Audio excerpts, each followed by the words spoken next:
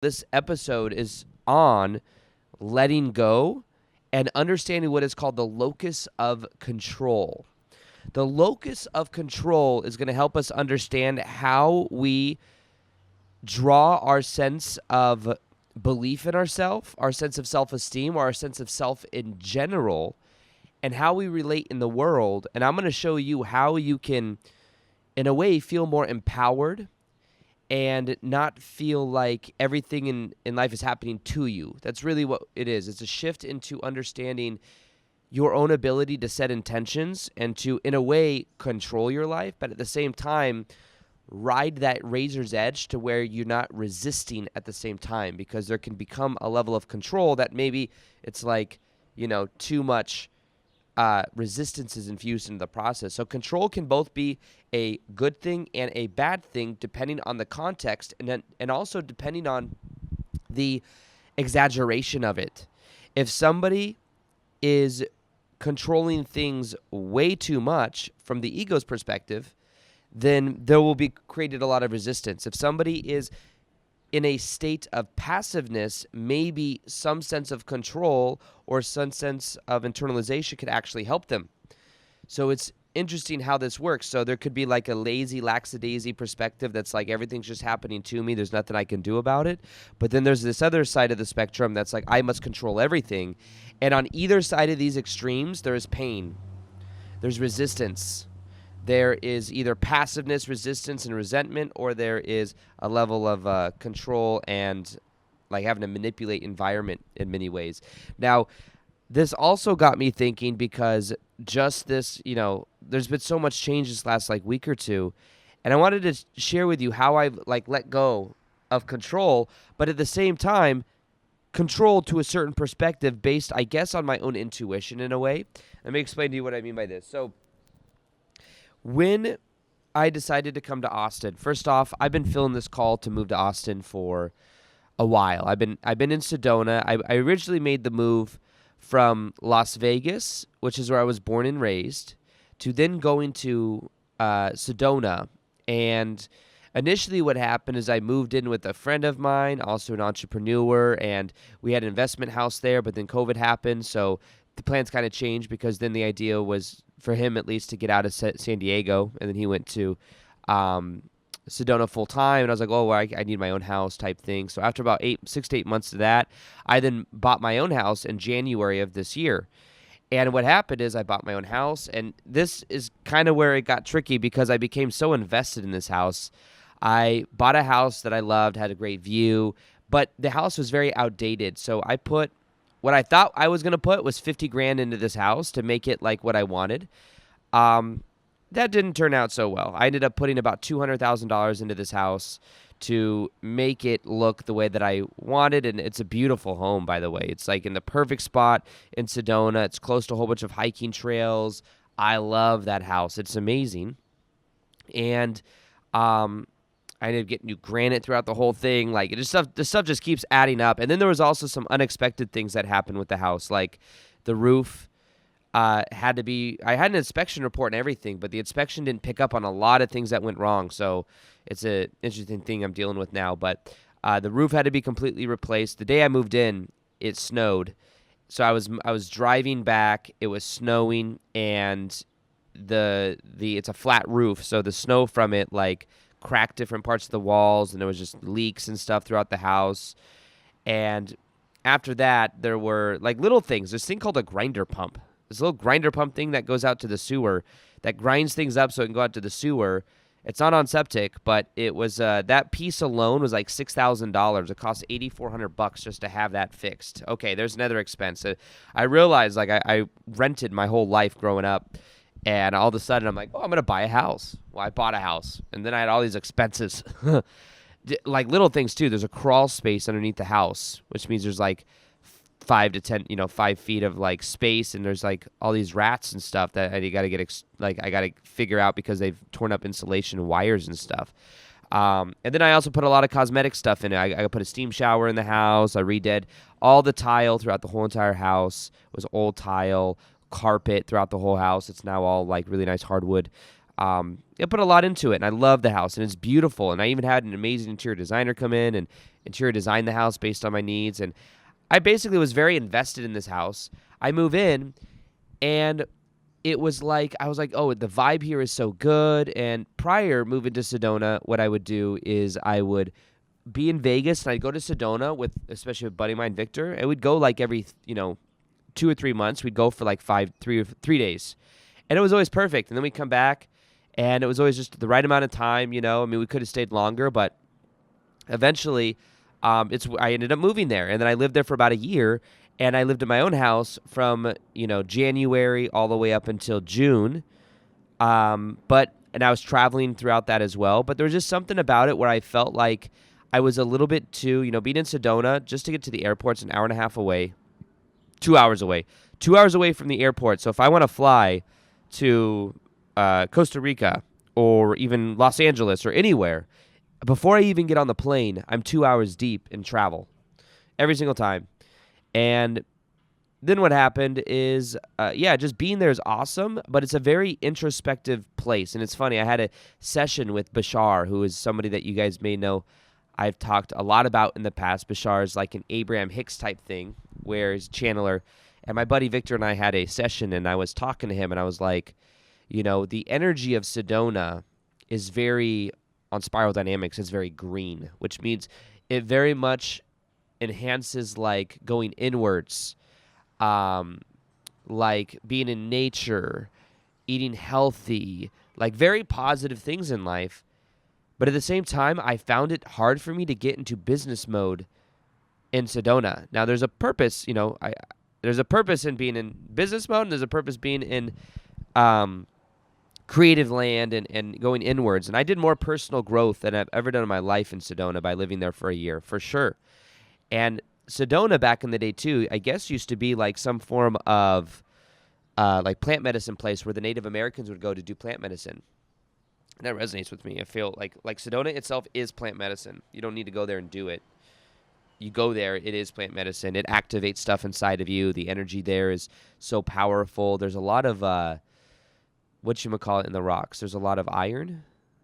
Yeah, there's a lot of iron in the rocks. And there's just a high frequency there. It's very interesting to even explain. But basically, I bought that house. I put money into it. And it's an amazing house, and I love it. But the energy of Sedona is not sustained for the next level that I feel like I'm going with my business. My business is I want to like do live events. I want to start doing more in-person interaction. You can do that in Sedona. It's just much harder for people to come and visit. So if I want people to come to an event in Sedona, they have to travel to Phoenix and fly, and then they have to get like a shuttle for 2 hours to Sedona, and it makes it a little bit more challenging. And maybe eventually, I do retreats out there or something, but to just go out for like a day or two event, it might be a lot for people. But also the energy there, when I was talking to Bashar, I was asking him, I was like, when I go to Sedona, it seems like it's really easy for me to do personal work, but doing business is a little bit like, if I'm thinking about like, strategy of my business and like, doing meetings and all this stuff, it seems a little bit more forced. And he's like, I was like, am I going to be in Sedona, or is that a good place for me to live? And he kind of alluded that you'll go in and out of Sedona, back and forth between Vegas and Sedona, and you'll feel it out type thing. And Bashar doesn't ever he doesn't like just tell you exactly what's going to happen, because there's nothing set, but he could tell that I'd go back and forth. And I feel like what I'm doing now is I just felt this calling to Austin, and now with Austin, I'm going back and forth. And but here's the thing: is I'm so invested in that house because it's so amazing. I bought all new furniture for it. I had it interior designed, but now I just feel like I want to simplify my life, and I want to go to Sedona when I want to go on vacation, so I could just rent an Airbnb, because I can't Airbnb my house. My house is in an HOA, so I can't do, it's just pretty much a house that's sitting there, and it's a nice house that's sitting there. And recently, the real estate agent that sold my house to me came over to my house and saw all the renovations, like, oh, I could easily get this much for your house. And it's like, I'd be making like quite a bit of money, like $500 to $700K in the last couple months on just the equity in the house, because Sedona is going crazy real estate market wise.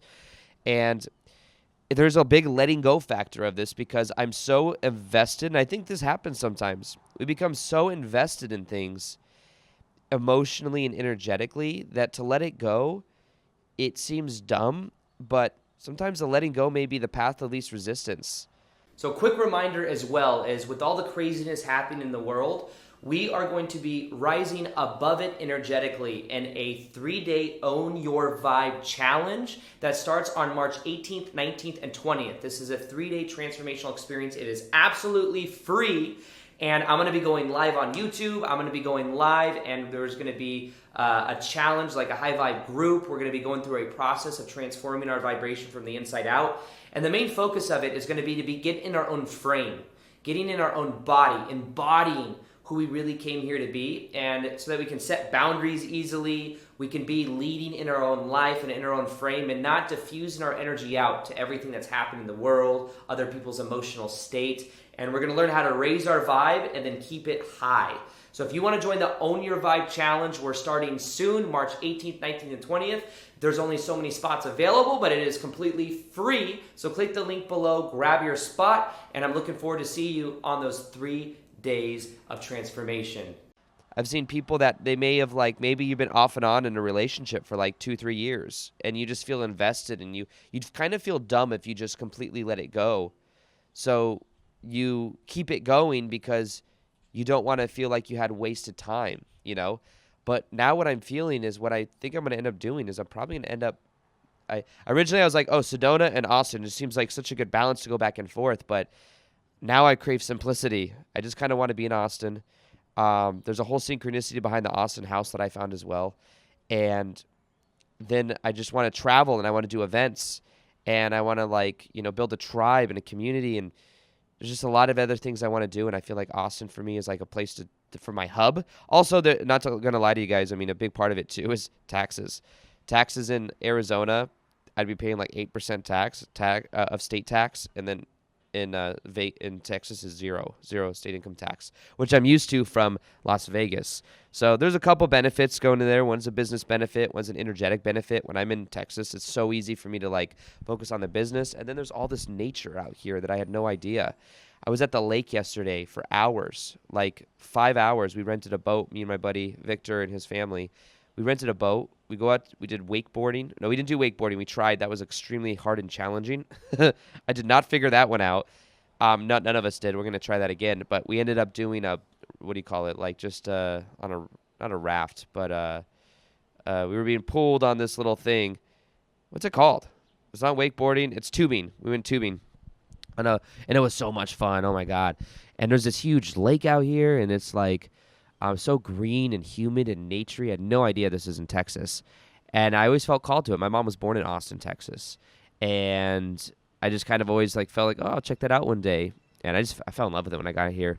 And I have a lot of business entrepreneur friends that live out here. And I've met a lot of cool people out here. So this just feels like a good move for me. And it was funny because I'm letting go of a big aspect of myself in Sedona. And I could keep the house and I could go back and forth. But I just feel like simplicity is key. Why keep that big asset just invested when I could free up also that money, invest it in other things? And I don't know, there's a lot of aspects to this. But there's that letting go of being so invested in something that it feels almost dumb to let go. But at the same time, I feel free if I did that. Even all the stuff in the house that I have, I bought some super nice things, and I'm almost thinking man, I could just sell everything. Or sell it with the house or something and get a little bit more for the house.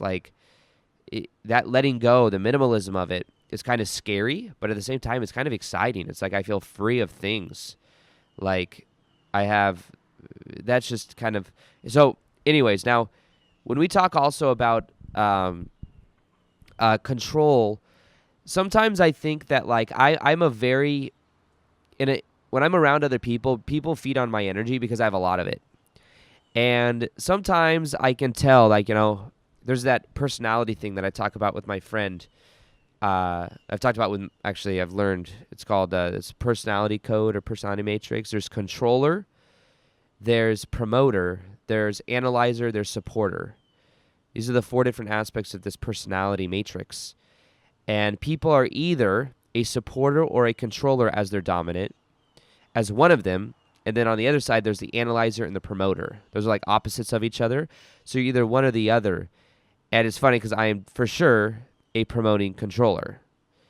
And that's my dominant, like, promoting controller. Promoter is like, think of like promoter, someone that's like a hype beast. Somebody like sells houses, normally a promoter. They like get excited about things. They don't analyze every other detail. They kind of go based on feeling. It's a promoter. A controller is somebody that's results based, results oriented, controls different aspects of their life.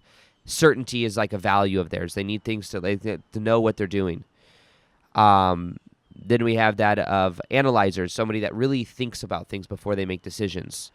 And they kind of obsess about different details, and they kind of get stuck in their head a lot about things. And then supporter is somebody that supports other people. They're normally more relational based. And they get like value out of helping, you know. And I'm a promoting controller as my dominant, but I can also tap into analyzer and supporter qualities. And the idea is that you become balanced in all of them. But the awareness I found is key. I think I have a whole episode on this somewhere. But in general, the reason I'm saying this is because, yes, there's a part of me that likes to control different aspects of my life because I'm very results based. And your secondary is your primary. So I'm a promoting controller. Some people can be controlling promoters, which means that they're more promoter than controllers, but that's like their secondary, you know? So your secondary is the first one. And some people can just be just pure ones. My friend's dad, her dad is a straight up promoter. Like, that's it. Like, he's a promoter. But I think there's balance in being able to balance them all out. Now, when we talk about control, I am a promoting controller. And once again, these labels I find can help us become more self-aware, but they are not, we could become too attached to them. It can also become a crutch. Because then if I'm like, I am specifically a promoting controller, maybe it makes it so I can't tap into my analyzing and supporting, a supporter mentality, right? So it's kind of interesting. So anyways, I wanted to kind of share this little story. So I had this strong feeling that this is going to be where I moved. I came here a couple months ago, no, about a month ago, for a week, 5 days, just to check it out and feel the vibe, because I knew that I wanted to get a place here, but I don't want to like find a place to rent and all this stuff. Maybe I come here and I hate it. It was between here and Miami. Came to Austin, immediately knew that this is the spot. I landed, it was raining, and it just felt so good, and the city, and the downtown, the lake, there's a lake that runs through the city and stuff. It was just super cool. And basically what happened is I then go and I start experiencing Austin, and it's amazing. And I eventually made the choice, okay, I'm going to move here. And the controller in me then is like looking into online at different houses. And I'm not going to lie, like the housing market here is extremely challenging because there's so many people moving here. And there's like, for the price range that I wanted to spend, and it's, you know, I wanted like a luxury place and stuff. The value of mine is like where I live. I like to live in like a nice environment. So I'm willing to spend more on just so I have like a really cool environment. And I'm like, okay, here's my budget. And there's like only like 12 houses in the areas, you know, throughout Austin of where I'd be looking to live, like 12 houses or something like that are within that price range. So there's not much option. So very important quick reminder is that every single Sunday at 9 a.m. Pacific Standard Time or 12 o'clock Eastern Time, we come together for a live meditation, a live teaching, and a live Q&A here on this YouTube channel. So if you haven't checked that out yet, I highly recommend joining one of those. There's an energy that grows every single week when we do it. And we not only change our own lives by tapping into this group collective energy, but it's changing the energy of the planet. So if you want to join in on this, if you want to experience it, then hit the subscribe button below and the notification bell so that you can get notified when we go live every single Sunday. Now, about 3 or 4 days in, I realized, okay, I definitely want to be here. And I called my assistant. I'm like, okay, can you send me like all the houses that are possible? Get on Craigslist everywhere. I want to find it. Like before I leave, I want to see some houses. And my controller started to try to control things rather than surrendering and letting the universe flow, letting this happen. Well, sometimes I think there's a benefit in this. Me taking action to do that was telling the universe, I'm ready to find a place here. So I even went with found some real estate person and went to like 2 different houses, looked at for renting, and I looked at them and I kind of liked them. Or no, I didn't. They were okay, but they weren't, you know, I knew that they weren't the house. But I was doing the action and putting the energy out there. And then what happened is I kind of let it go. I was like, I'm trying to force this a little bit too much. And I was talking to my friend Anna, and she said something smart and good. She was like, you're gonna find the house when you come out here next time, because the deal was I was gonna come out here actually this time that I'm here right now for the last 2 weeks of June, which is when I'm recording this episode. And the idea is that in this 2 weeks I'd find my house. Well, what happened is the 5 days that I came earlier, I came like a month ago for 5 days because I really wanted to feel it out before I came here and was making the choice to move here. But those 5 days I already made the choice, and I was trying to force things to happen in those 5 days. My friend Anna's like, just let it go. You know that you're going to find the right house in the 2 weeks that you're here. So just let go. And that was a nice little reminder. So thank you for that. And basically, I was like, okay, I'm going to let it go. So I let it go. I put out some of the action. I kind of told the universe, yes, I want to be in Austin, and I want to find the perfect house for me. So that night, the next day, I'm with my friend here. His name's Aaron as well. He has like a podcast. He's a cool guy. He's known as the Align guy. And anyways, so we'll eventually be doing podcasts together. But anyways, he invited me to this like dinner, this community dinner thing, where it's like a house party dinner thing, and with a friend named Justin. That's like also a friend of ours, real cool guy. Met him. Vibed with him, and then I got invited to this dinner. I go to this dinner. There's like 30 people there. And by the way, maybe I'll tell this whole story. This is kind of interesting. But basically, there's like 30 people there. They're all really cool. Many of them are entrepreneurs. They do what I do, and I'm like, wow, the tribe out here is like really powerful. And getting to know people. And he's in a beautiful spot of Austin. I was like, man, this place is awesome. And he introduces me to one of his friends, and one of his friends just has been in Austin a while and moved here with his girlfriend, and he basically got to tell him, I'm moving here, blah blah blah, looking for this kind of place. And he's like, oh well, guess what, I have a house that we just moved into a new house that we were renovating for a while, and we moved out of a house that we lived in for 2 years, and it's about a mile away from here. And I don't want to rent it to just anybody. I want to rent it to like a friend. And if I rent it to like a friend or someone I know, I'll feel safe with that, and I'll rent it for cheaper than I would rent it to like someone in the public. And this is a house that he could easily be renting for like $7,000 or $8,000 a month. It's like a really nice house. It's in the best location, one of the best locations for like getting around in Austin. And it's like, oh, and at first I was kind of like, we'll see, I didn't know what kind of house it was and stuff. And he showed me photos of it. I'm like, wow, this house is amazing. I have this thing for one-story houses. I love houses that are just one story. I don't like going upstairs. Maybe I'm just lazy, but I like open floor plan one-story houses. And there's this house that he shows me pictures of, and there's like this atrium. When you walk into the house, there's an office. There's this atrium where you can put plants and stuff, and it's like these big windows. And then there's just a real cool vibe throughout the house. It's got this like retro look. It's modern. There's skylight throughout the house. Like the showers, like huge in the master. I like nice showers. There's a nice little like courtyard in the backyard of the house, kind of, that's got a lot of grass, and I love grass. I'm from Vegas, born and raised, so there's not having grass is like, to me, like a luxury, just a beautiful house. And basically, from that one dinner party, I met a lot of other people too. I met some people from that like kind of do what I do as well. And it was just like a cool, small world type thing. But anyways, there's this funny thing too. We were smoking out of a volcano vaporizer tobacco. Just tobacco. This volcano, my friend Justin has this really cool volcano vapor. I have the same volcano. It's like back in the day, they used to use it to smoke ganja out of. But you can use it for like tobacco, and you can use it for like putting not incense, but like lavender and stuff in it, and it's like a really cool way to, it's a very pure way of like ingesting these herbs, and I haven't smoked weed in years. Like, I really haven't smoked weed in like years.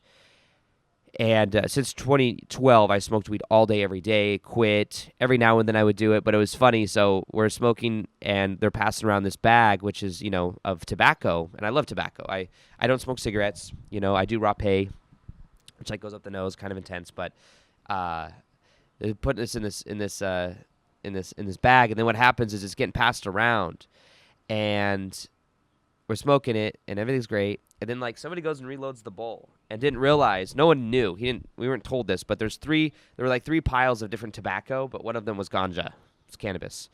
So basically what happens is they pass around this bag, taking huge hits of it, thinking it's tobacco, tastes a little funky. I find out that it's completely packed full of ganja. So I was taking these huge rips of cannabis, and I hadn't smoked in a long time.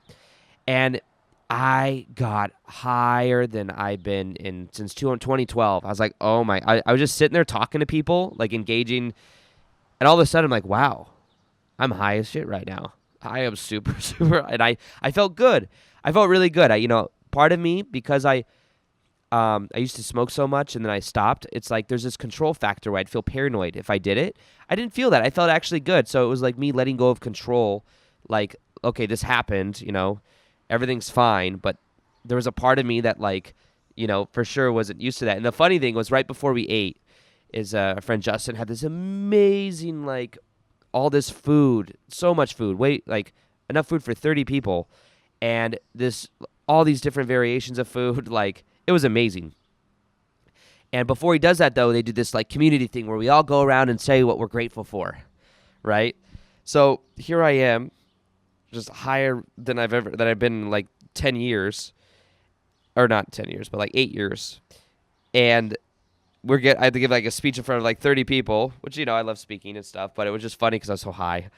And I was it was a funny speech though, because I talked about how I was grateful for greenery and also the green of marijuana because I hadn't done it in 8 years, but now I did, and everything's good, and I feel connected to everybody and everything, and also just being in Austin in general. But it was just a funny thing to have to I had to let go of control in that moment. Also, just absorb into the moment, give a speech, a little mini speech as we were going around for half an hour, and everyone was sharing what they're grateful for. Must be a community thing out here where it's it's kind of a cool vibe. I'm sure a lot of people feeling that connection by doing stuff like that. But anyways, that's my.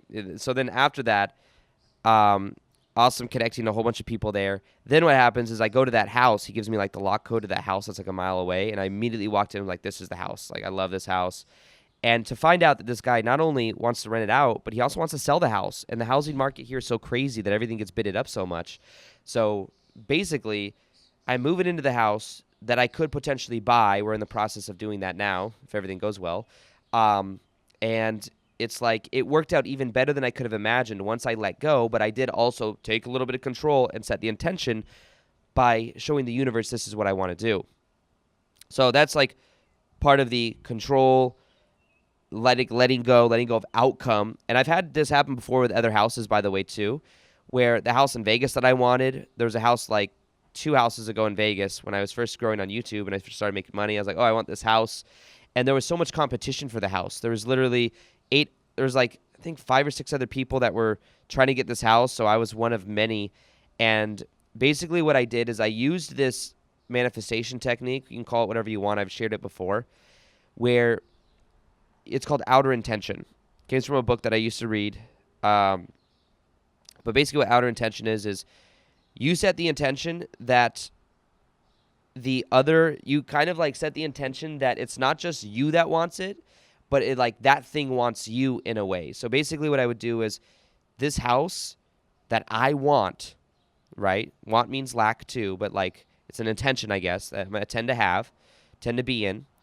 Also intends for me to be in it. It's almost like giving not a persona to an inanimate object necessarily, but the way that I did that with that old house is I had the people that were renting it out, I wrote them a letter, and I said, hey, I just want you to know that I applied for this house, and I think your house is beautiful, and I would love to live in it. I work from home, so it's important for me to have a place that I love living in. I don't have a crazy amount of people over. I just kind of do my own thing. I'm very focused on my business, and I'll keep it clean, and I'll respect your home, and blah, blah, blah.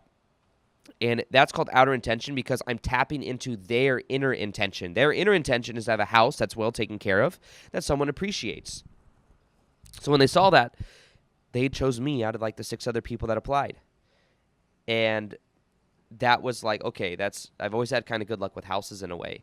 So in the same way, I kind of believe, like, I have this mentality that Austin wants me to live here, first off, because I'll be doing a lot of live events here, and I'll be able to travel easier because the airport here is awesome, and it's part of it. I feel like this house wants me to be there because I'm going to be doing higher consciousness stuff in the house. This house is also a 9 house on numerology, and a 9 house in numerology is a house for, like, healing and doing stuff for the collective consciousness, and it's like a good, powerful number for me, I find. So I really resonate with this house. And I am excited to move into it. And I've had to really let go of control. I've had to let go of outcome and kind of trust. Now, when I talk about tapping into other people's inner intention, part of the controller in me, of course, my buddy Victor and his wife Patty and his 3 kids, they've been going back and forth as well from Sedona to Vegas. And they are from Michigan originally. They moved to Sedona. No, they moved to San Diego, and then Victor and I met in 2017, and we started talking on the phone, and then we got to know each other well. We became like best friends, and then he eventually traveled to Vegas, and we went to a Bashar conference thing or whatever, a little Bashar event, and we connected, and we collabed on a YouTube video. And then what happened is we became even more best friends, but basically he had the seed that was planted of moving to Vegas. And he's like, what's it like to live here? And I started telling him, it's not like what you see in shows or movies or what you would think. It's not like you go to the casinos all the week, every day. And he found the Red Rocks out there, and that kind of sold him because he liked the Red Rocks so much, which is like a little bit outside of Vegas, but it's there. Basically what happened is he moved to Vegas. And then, it was cool having him. We became even closer. We started traveling together. We started doing events together and stuff like that. And, he does YouTube as well. And then what happened is, he got settled in there with his family. And then we both got a place in Sedona. I got a place in Sedona. He got a house in Sedona. And we were going back and forth for a while. Both of us in our own ways, just as friends. And it was kind of cool because it would overlap. And we do our retreats every year, our plant medicine retreats in Costa Rica and stuff. And I just had this strong feeling, maybe it was my ego or whatever, but I had this strong feeling that Victor and his wife and his kids are meant to be in Austin. Okay? That's what I felt, and maybe it's selfish of me because I want them here because they're like my family. But I really felt it, too. I really feel intuitively like they're meant to be here. And in this weird thing, they were in Vegas, going back and forth from Vegas to Sedona, and their things is like the kids. They have 3 kids, like 12 years old, like 8 years old, and like 5 years old. So everything's about the kids and, like, what's best for them. They know in Vegas they don't want to raise their kids in Vegas just because most kids in Vegas are just in their cell phones all day or playing video games, and there's just not a great schooling system out there. And they want their kids to go to this thing called a Waldorf school. This Waldorf school is, like, this magical school that, like, was by Rudolf Steiner. It's, like, really experiential learning, and the people that teach it really love what they do, and the kids come out really smart and just different and creative. So anyways, Victor was coming here after I experienced it for 5 days. The gyms out here are amazing. There's so many aspects of my own life out here that I love. There's a place to go get IVs done whenever I want, amazing food out here. So Victor came out here, and he just did not want to enjoy it out here. He came out here, and he just wanted to because he didn't want to get confused because he's more of an analyzer. So he's an analyzing controller or analyzing supporter. He kind of pops back and forth, but on his personality profile. So the way he thinks is he has to get data, and he doesn't really feel into it as much. He just gets the data and then logically thinks about it for a while before he makes a decision. So he comes here, and at first, we're in the city. We're staying at this Airbnb that I'm at now, which is awesome, but we're in the city, and the city's not the vibe for him and his family. So we're here, and we're going to cool places to eat. We go to the gym and stuff, which is cool. We go to the lake that's close by. It's in the city. That's cool. And I can tell he's kind of vibing with it, but kind of not, because he can't see how his family would be here when he's just seeing the city, right? So this one day, he's here for 3 days. This one day, I just knew. I just knew him and his family are going to move here. I just felt it, right? So what I did is there's a Waldorf school in Sedona as well, but the drawback to Sedona is just so spread out. There's a lot of nature to do, but it's just a little bit they know that they'd eventually have to move somewhere else if they lived in Sedona, because when the kids got a little bit older, the Waldorf school there only goes to 8th grade. So basically what happened is him and I were going to get our IVs done for this thing called NAD, which is like this like anti-aging thing that feels extremely uncomfortable to get, but it's like supposed to be good for the body and the telomeres in the body and stuff. Anyways, we go to this place to do it, but I trick Victor. What I do is I set him up an appointment at Waldorf at 1 o'clock, and I told him that our IV was at 1. It was actually at 2. So an Uber picks us up. We go to this place we think is the IV place. It's actually the Waldorf school. And we get out, and I'm like, don't be mad at me, bro. We're at the Waldorf school right now. We had an appointment with one of the teachers, and he was like, no, we're not moving to Sedona, blah, blah, blah, blah. But I'll just kind of walk around and check it out, because there's a K through 12 grade, and it's one of the only like K through 12 grades. There's not that many of them in the U.S., I guess. So that means that once the kids are in school there, they will graduate from that school. They don't have to like go to different schools. They have stability. And Victor's wife Patty, and the kids, they're getting tired of going back and forth from Vegas to Sedona, back and forth. So they kind of want to simplify things, but they know that neither Sedona or Vegas is the long-term play. It's kind of a short-term thing. Basically, Victor starts to open up a little bit during this Waldorf, school tour. And we didn't have that much time because we had to get to our next appointment for the IV thing. But he kind of started opening up towards the last part of it. The lady was really cool that was giving the tour. And it was like a little mini Hogwarts. That's what I thought was cool. And basically what I did is I just let go. I'm like, dude, you just do whatever you want with this. I know that if you're meant to be in Austin, you'll come to Austin. I'm happy being here, and I know that this is my spot. This is where I'm going to be. And basically, I've been saying basically a lot. I'm like paying attention to some of the words that I say a lot and repetitiously, but basically is how I like summarize a whole bunch of other stuff I could say but don't want to say or just don't need to go into. But basically, what happened is he had the seeds planted. He then goes home, tells Patty, his wife, on the phone about it because it's just him here. And his wife's like, she just feels this calling to come to Austin too, and she's very intuitive. And then what happened is the next day, him and I went to an amazing hike. We looked at Lake Travis. We went to the Bee Cave area, which is like this area of Austin that's like more nature-y. And then he started to see how his family could live here. And his wife was like kind of opened him up too. And then all of a sudden he started getting his own synchronicity and stuff. But he had to open to it. He had to like hear it and slow. And I was like, I'm in an awkward position because I feel like you guys, are meant to be here. But at the same time, I have to let go of trying to control. And because otherwise you'd think I'm just being selfish and I just want you here because I want you guys around because you guys are like my family. But I really feel like this is like the perfect place for you guys to raise a family. There's like so much nature out here. And once he started opening to it, it was amazing how like the synchronicities and everything of just him seeing it and getting excited. And then what happened is he then goes back to Vegas. I get the text the next day that him and his whole family are driving out here. So his whole family drive 20 hours to Austin. They stay on the lake. They stay in kind of the nature area.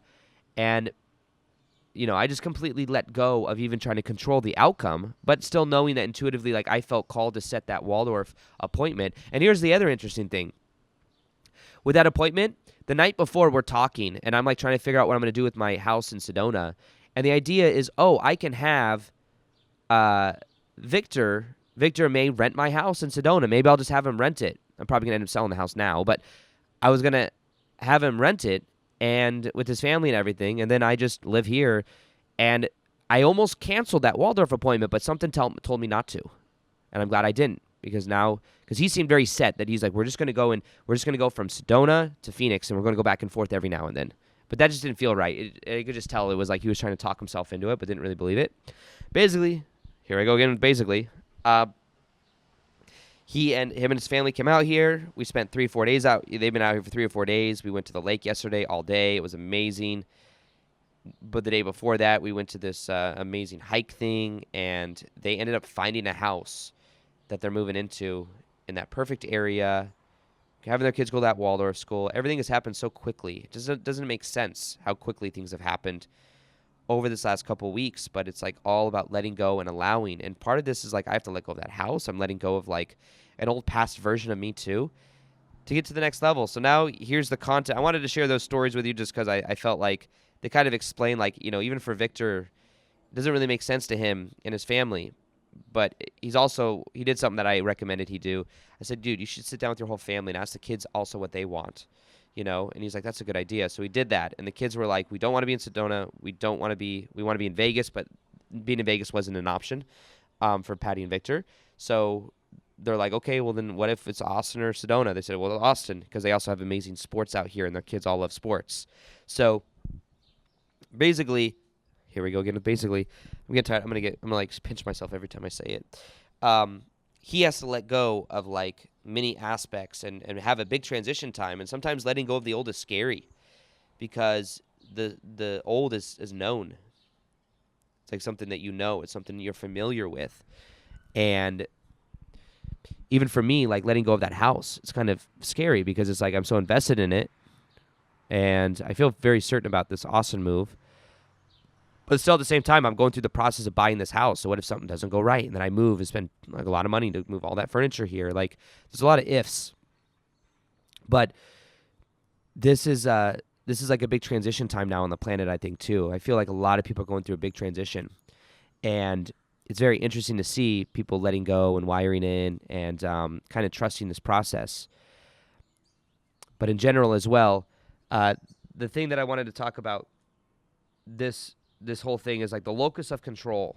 Now, the locus of control is your sense of where, like locus means location. So do you draw your locus of control from the internal or the external? Now, people that draw it from the internal, what that means is they try to control different aspects of their life.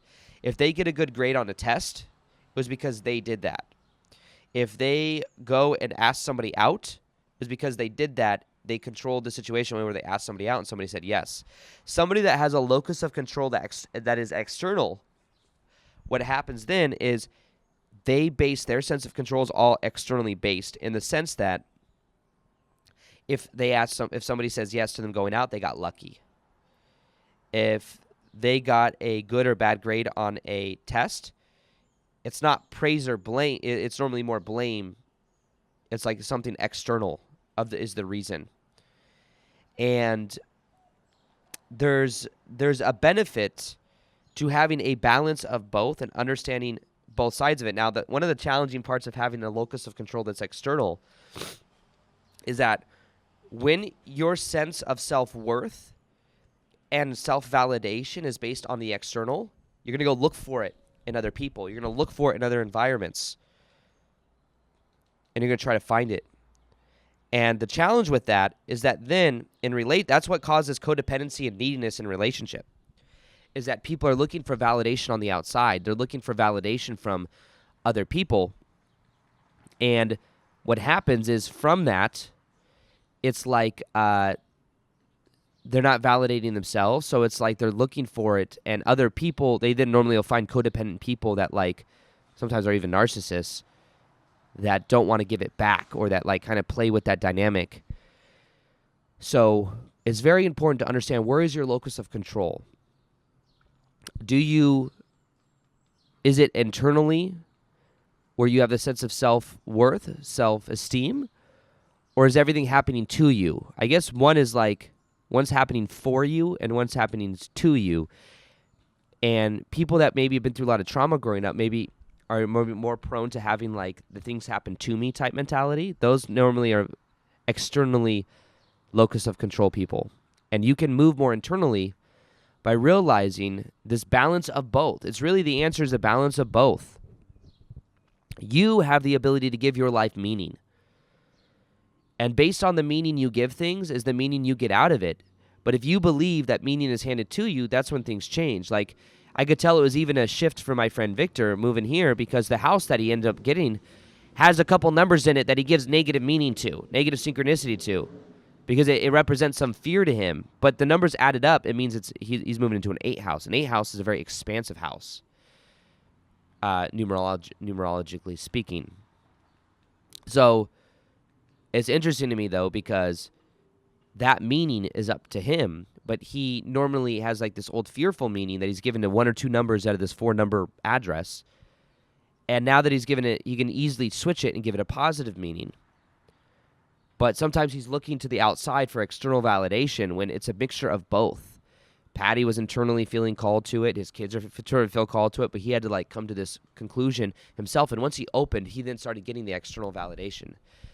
But instead of looking for like all these signs, on the outside. So it's a little bit of both. But the thing that I encourage you to look at is, what can you let go of for this phase of your life right now? Can you let go of needing validation? Because if you could generate validation from the inside, that's when you're going to feel more powerful. Can you not need validation from other people? What is your sense of self-worth? What is your sense of you being in your own frame as well? A huge shift for me is like being in my own body, in my own frame, and it's like, what do I want to do? Sometimes I lose my sense of self when I'm thinking about other people, because it's an old pattern where the locus of control was on the external, where I can control people, get people's validation, make them happy, then I feel good. But now I've really been focused like more on what feels good in my own body. What do I want? And as I start focusing on that, my life has changed in many ways. And being in that is like being in your own body, being in your own frame. But I've had to let go of a lot of things that didn't serve me. I've had to let go of past relationships to attract love in. I've had to let go of an old identity of just being a YouTuber to start being this new version of me that's bringing communities together and doing things live. I've had to let go of attachment to outcome. Even this house, like I set the intention, then I let go of outcome. But letting go of control is really about trusting the universe and looking at this other aspect that I'm talking about as well, where you realize that what if the things that you want also want you? How can you allow them in? How can you let it be easy? Now that Victor and his family are focused and open to hear, and most of his family was already, it's like he literally just found the perfect house. Everything is smooth. And even as he goes back now, there's a little bit, it's like, okay, he's got this house in Sedona. He's got this house in Vegas. He wants to close out one. He's probably going to Airbnb his house in Sedona. And there's like, what do? I got a big transition time. He's got a retreat this weekend and all this other stuff that he'll be leading. But it'll all figure itself out. You can let go of outcome and just kind of trust, but also set intention and understand, like, what is your sense of self? So it's like self and other. That's really this locus of control thing too. It's like self, control, intention, ego, which needs to also, we need to have a positive relationship with our ego, not like, be enemies with it necessarily. But the ego normally also push the ego to like get out of the comfort zone and stuff like that. But also realize other at the same time. So it's an interesting dynamic between both, because if we're just focused on other, then we'll just focus on external validation. If we're just focused on self, then that's narcissism. So how can we balance out both? And for me, I'm doing a little bit of both. I'm setting intention. I'm paying attention to how it feels. I'm being in my body. I'm being present. I'm leading in my own life. I'm leading in my own relationship. It feels so different to be in this mode than I was months ago, because I used to feel much more codependent or like looking to the outside for validation. And now the funny thing is, now that I validate myself, other people also, the validation just comes naturally. Don't have to try for it. But the idea is that we can both control and surrender by knowing that that's the middle way. Set intention. And there's different layers to it too when you think about it. You think about control. There's a control from the ego perspective, but there's maybe control from the higher self perspective, from a larger aspect of God or source or universe that we can surrender to. What if the universe itself is controlling different aspects, and all we have to do is get in alignment? We have to get into vibrational alignment with how we're feeling. Doing what we love, thinking about things like encouraging ourselves. It's an interesting perspective, but control and letting go is one of the same coin. And there's a middle way there. That's I think the balanced way, where you don't become too lackadaisical and fairy on one side, and you don't become too controlling and crazy on the other side. So this is how I feel about letting go, allowing in. The vibration of control can be a powerful thing, but also realizing the universe is working with you, so you can tap into these different perspectives. And when I was with Victor, getting, not trying to manipulate him to move here, but like helping him like see how he could live here, it was like I had to tap into what his values were and what was important to him, which is his family. And him seeing the nature parts of Austin, which are completely different than the city. And as I tapped into his own inner intention, he then came to fruition. As I did that with the house that I wanted to buy, and I tapped into their own inner intention, it came to fruition. You can leverage these things in positive ways by letting go. I had to let go of the control of wanting him to move here, of caring whether he did or not, but also knowing that, give him the tools and give him like the mindset to figure it out. But that's where everything really began to change. If you want to learn the 5 secrets to letting go that will make you attractive AF, that's this video right here. This is one of the most powerful videos that I made, and I highly recommend that you watch it because it'll help you with what you learned in this video. The less attached you are, the more attractive you are. People are attracted to some